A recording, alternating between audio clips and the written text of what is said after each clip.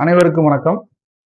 2026 நடந்து முடிந்த சட்டமன்ற தேர்தலில் டிவிக்கு மிக பெரும்பான்மையோட வெற்றி பெற்று ஆட்சி அமைத்திருக்கு. அதுக்கு என்னுடைய வாழ்த்துக்கள்.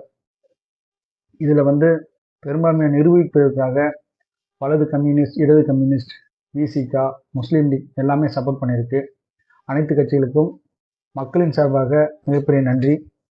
குறிப்பாக வரப்போகிற பாராளுமன்ற தேர்தல் மற்றும் மற்ற தேர்தல்கள் எல்லாம் கூட மக்கள் யாரை தேர்ந்தெடுத்திருக்காங்க, மக்களோட கணிப்பு யாரு, மக்கள் யாரை தேர்ந்தெடுப்பாங்க அப்படிங்கிற அந்த கணிப்புல பார்த்தா இப்போதைக்கு டிவிகே தான் இருக்கு. அதனால மற்ற கட்சிகளும் டிவிகேவோட இணைஞ்சு பயணிச்சா உங்களுக்கும் வெற்றி கிட்டும்.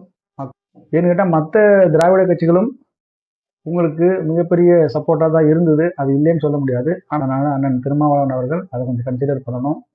குறிப்பாக நான் என்ன சொல்ல வரேன்னா, அந்த பத்திரிகைக்காரர்கள் மிகப்பெரிய பத்திரிகையில் வேலை செஞ்சவங்க, மிகப்பெரிய அரசியல் நாளிதழை நானும் சின்ன வயசில் அதை பெருசாக வாங்கி படித்தேன். அப்படிப்பட்ட நாளிதழில் இருந்தவங்க கூட கருத்து கணிப்புங்கிற பேரில் தனக்கு பிடிச்சவங்களை முன்னிறுத்தி அவங்க யார் வெற்றி பெறணுமோ அவங்களுக்காக சாதகமாக மட்டுமே கருத்து கணிப்புங்கிற பேரில் சொல்லியிருந்தாங்க. அது பத்திரிகையை வாங்கி படிக்கிறோம். யாருக்காக படிக்கிறோம்?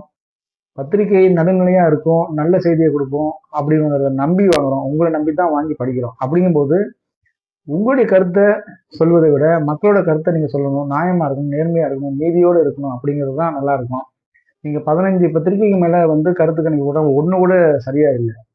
நான் எந்த விதத்திலுமே எந்த பின்புலமும் இல்லாமல் நான் ஒரு கருத்து கணிப்பு கொடுத்துருந்தேன் ஃபேஸ்புக்கில். 134 டிவிக்கு, 75 டிஎம்கே, 35 ஏடிஎம்கே அப்படிங்கிற மாதிரி ரேஞ்சில் கொடுத்துருந்தேன். அது மேக்சிமம் சரியாக இருந்துச்சு. இப்போ எல்லா வகையிலுமே பின்புலம் இருக்கக்கூடிய நீங்கள் கருத்தும் கணிப்பும் உங்களுக்கு கண்டிப்பாக தெரிஞ்சிருக்கும். தெரிஞ்சதுக்கப்புறம் கொஞ்சம் மாற்றி சொன்ன மாதிரி இருக்கும்போது உங்களுடைய கருத்தை தான் மக்கள் கேட்பாங்க. இப்போ நான்லாம் உங்களுடைய பத்திரிகை வாங்கி படிக்கும்போது நீங்கள் சொல்ல சரின்னு நினச்சி தான் நம்பி தானே படிப்பேன். அப்படிங்கும்போது எந்த இடத்துல தப்பு நடக்குதோ, அது காவல்துறையாக இருக்கட்டும், அரசு பதவியில் இருக்கிறவங்களா இருக்கட்டும், யார் தப்பு பண்ணால் கூட பத்திரிகையை கட்டாயம் கேள்வி கேட்குங்கிற பயம் இருக்கணும். அந்த பயத்தை நீங்கள் கொடுத்தீங்கன்னா தான் நல்லாயிருக்கும். வருங்கால அரசியலில் பத்திரிகை உங்களுடைய தர்மம் ரொம்ப முக்கியம். அதனால் தயவுசெய்து கேட்டுக்கிறேன், கொஞ்சம் நடுநிலையாக நியாயமாக சொன்னீங்கன்னா நல்லாயிருக்கும் அப்படிங்கிறத கேட்டுக்கிறேன். நன்றி, வணக்கம்.